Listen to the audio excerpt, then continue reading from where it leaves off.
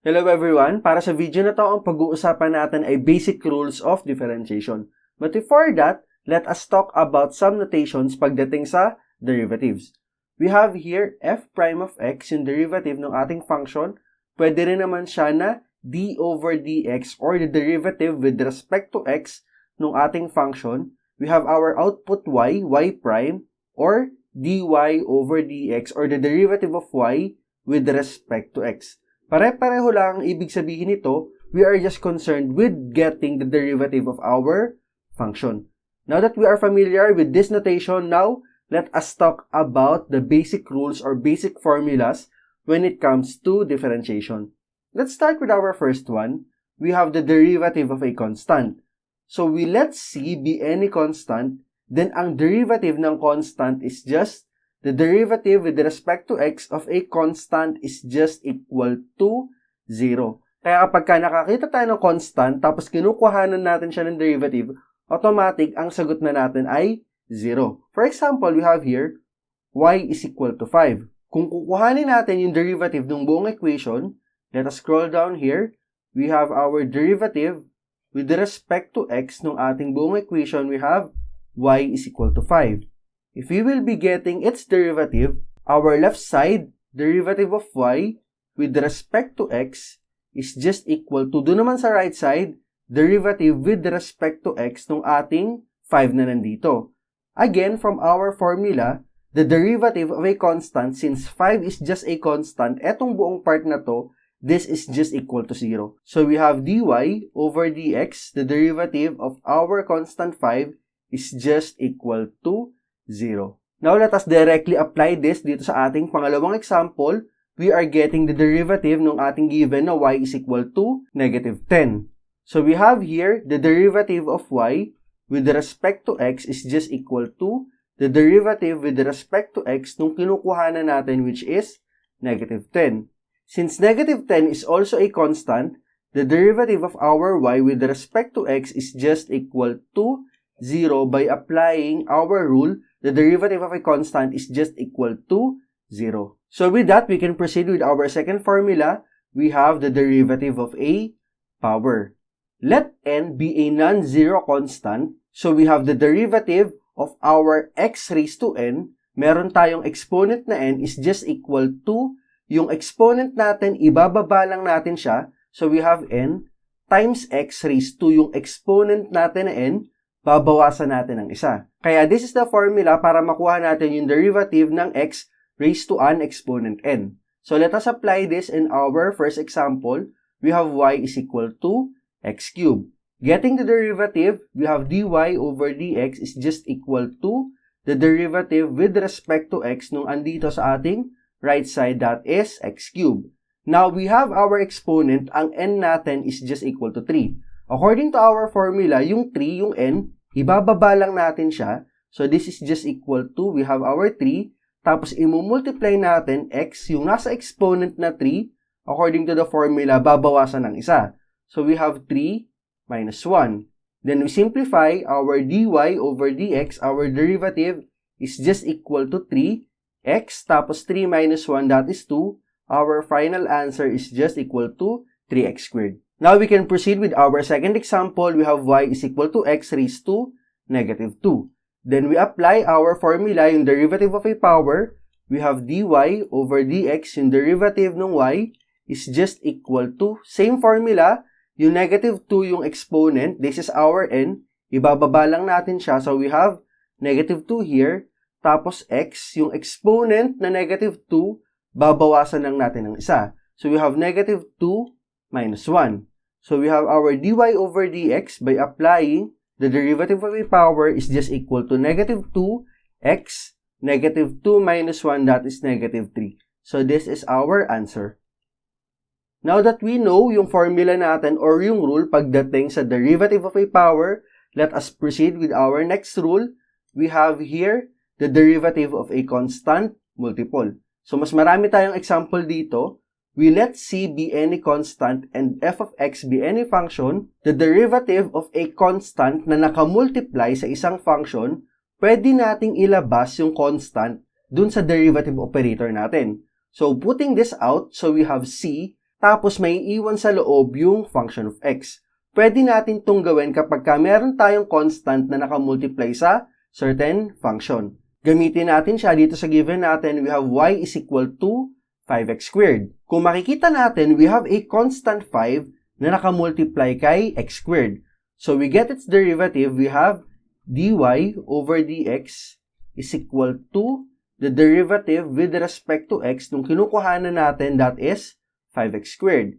Again, by applying the derivative of a constant multiple, since we have a constant na 5, pwede natin siyang ilabas ng derivative operator. So this is just equal to 5 times kukuhanin natin yung derivative with respect to x nung ating naiwan na x squared.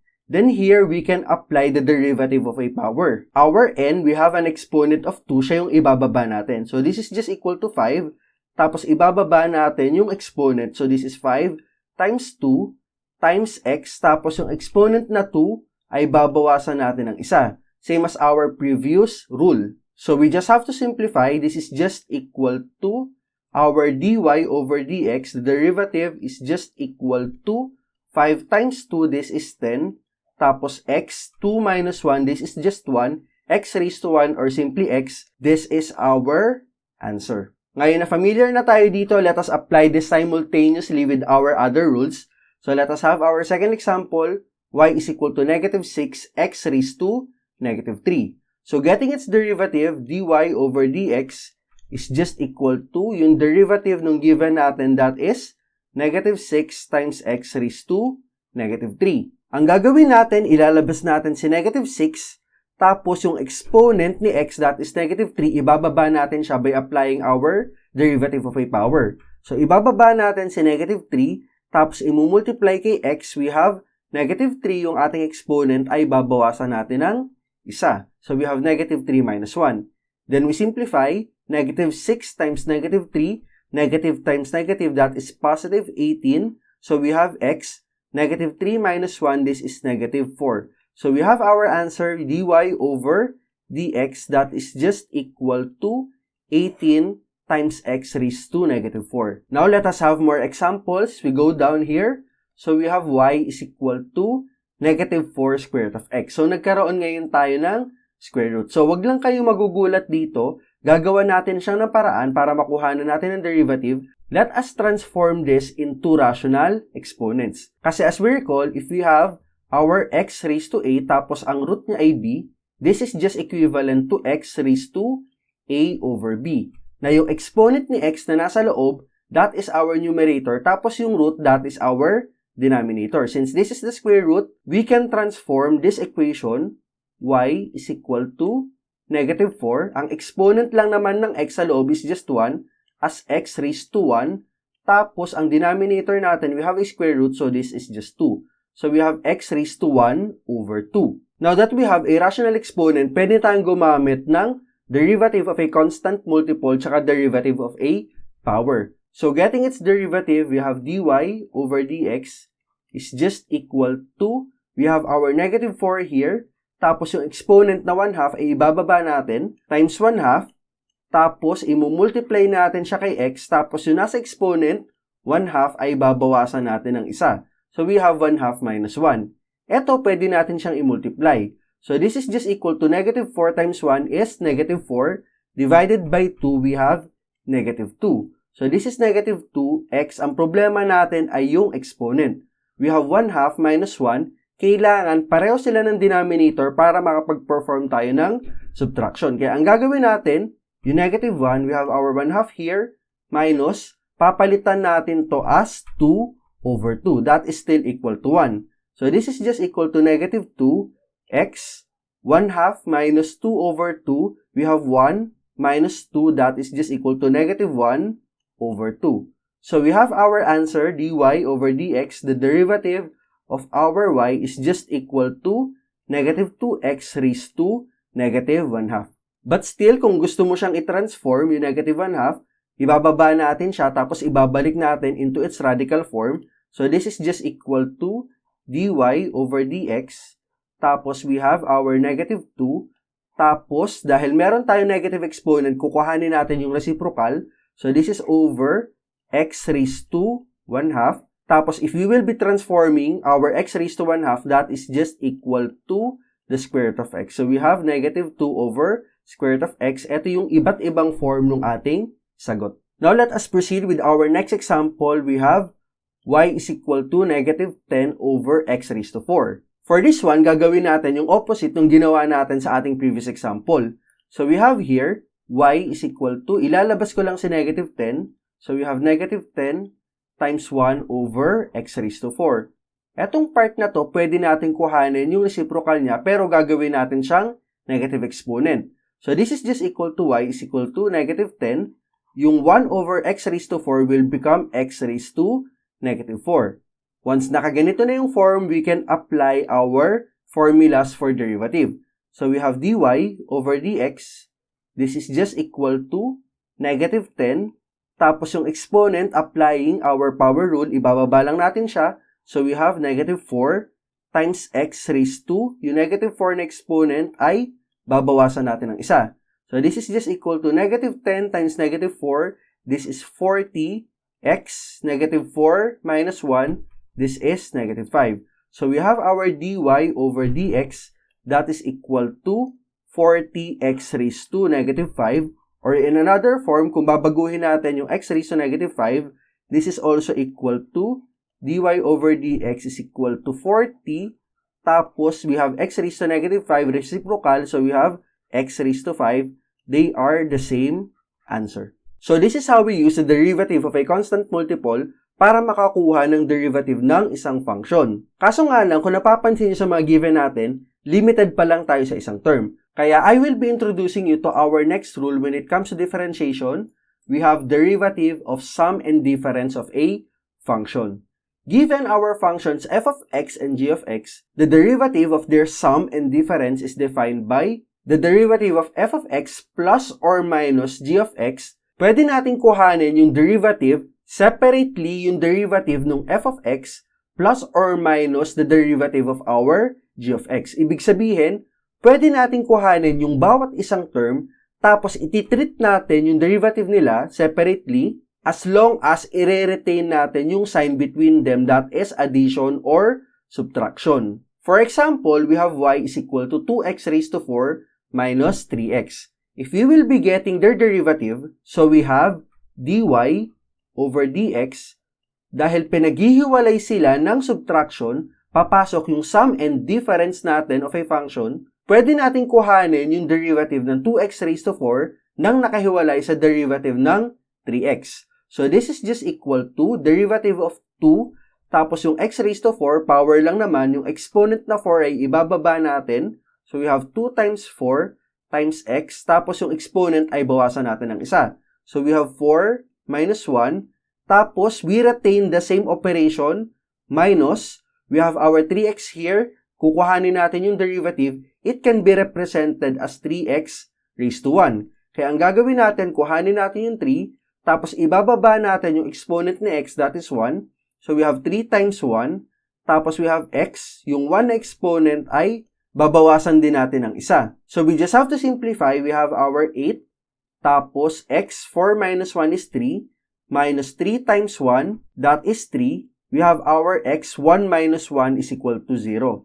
If we have any number raised to 0, ang sagot lang natin ay 1. So, this part, x raised to 0 is just equal to 1. So, this will become 8x raised to 3 minus 3 times 1. The derivative of our function dy over dx is just equal to 8x cubed. And then 3 times 1, that is just 3. So, this is our answer, our derivative. So, this is how we apply the derivative of sum and difference of a function. As long as the operation between our terms is addition or subtraction, pwede natin kuhanin yung derivative nila ng magkahiwalay. So, now let us apply this on our next example. We have here, y is equal to 4x cubed plus 2x squared minus 10. The difference between this example tsaka nung nauna is we have 3 terms. Ang kagandahan sa sum and difference of a function, yung pagkuha ng derivative, is we are not limited to 2 terms. Kahit 3 pa yan, kahit 4, kahit 5, and kahit marami pa, as long as the operation between them is addition or subtraction, we can treat their derivatives separately. Kaya kapag kinuha natin to, so this is just equal to dy over dx. And then, unahin na natin to yung 4x cube. Power rule lang to, constant multiple. So, kuhanin natin si 4. Tapos, yung exponent ni x na 3 ay ibababa natin. So, we have 4 times 3. Tapos, x, yung 3 ay bawasan natin ng isa. This is 3 minus 1 plus. Tuloy natin dito, we have our 2. Tapos, yung x squared, yung exponent na to ay ibababa rin natin. So, we have 2 times 2 times x. Yung exponent na 2 ay bawasan natin ng isa. Tapos yung minus 10, we have our 10 here. This is just a constant. As we recall earlier, the derivative of a constant is just equal to 0. Kaya ang derivative ng 10 is just equal to 0. Now we continue. So this is just equal to 12x. 3 minus 1 is just 2 plus 4. Tapos x. And then 2 minus 1 is just 1. X raised to 1 or simply x. Then this is our answer. We have our dy over dx that is equal to 12x squared plus 4x. This is the derivative of 4x cubed plus 2x squared minus 10. This is our answer. Now, let us proceed with our third example. We have here, check natin dito sa taas. So, we have our y is equal to negative 5x cubed plus 2 over x squared plus 4x. Ang problema lang natin dito, etong 2 over x squared. Kasi madali nang kuhanan ng derivative yung una at saka yung pangatlong term. Kaya ang gagawin muna natin, we have over 2 over x squared.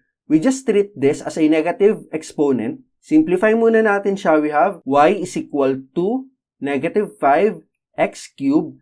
Tapos we add 2. Tapos yung 1 over x squared, that is just a negative exponent. Pwede natin siyang gawing x raised to negative 2 plus 4x.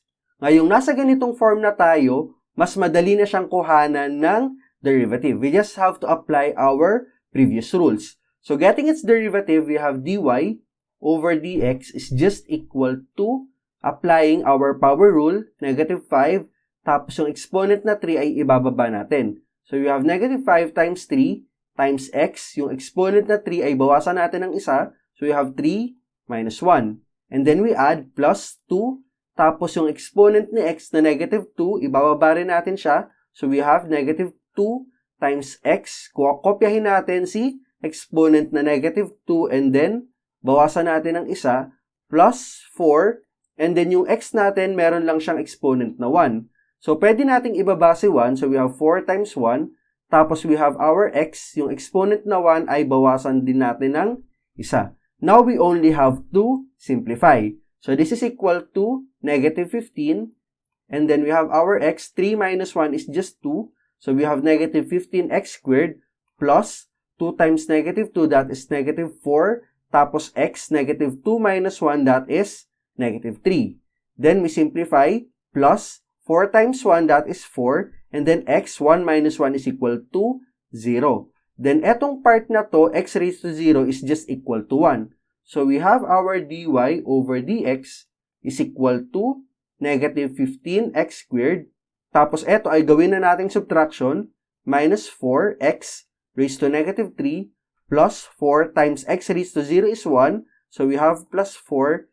This is the derivative of our function. We have negative 15x squared minus 4 x raised to negative 3 plus 4. Then pwede rin naman kung gusto mo siyang ibalik pababa. So we have dy over dx is just equal to the same, negative 15, and then x squared. Tapos eto, we have minus 4 all over. Yung x raised to negative 3 will become over x raised to 3, reciprocal, kasi we are getting its negative exponent and then plus 4. They are the same. This is also our answer. Now that we have our third example pagdating sa derivative of sum and difference of a function, let us proceed with our last one. So we have our example here, y is equal to the square root of x plus 1/2 the cube root of x squared. Medyo may problema lang tayo kasi meron tayong radicals dito. Pero same, pwede muna natin siyang isimplify, i-transform muna natin siya into rational exponents para makuha na natin siya ng derivative. So we transform it, we have our y, tapos x. Yung nasa loob, kung ano yung exponent ni x, siya yung nasa numerator. Since 1 lang naman to, so this is 1 over yung root, siya yung denominator. So we have our square root here. So, square root of x is just equal to x raised to 1/2. Tapos, we have plus 1/2. Eto, meron tayong nasa loob. So, we have x squared here. So, we have our x. Kung ano yung exponent ni x sa loob, that is our numerator. And then, kung ano yung root, this is our cubic root or cube root. Siya lang naman yung ating magiging denominator. Then, we just have to apply our basic rules of differentiation. So, getting its derivative, we have dy over dx.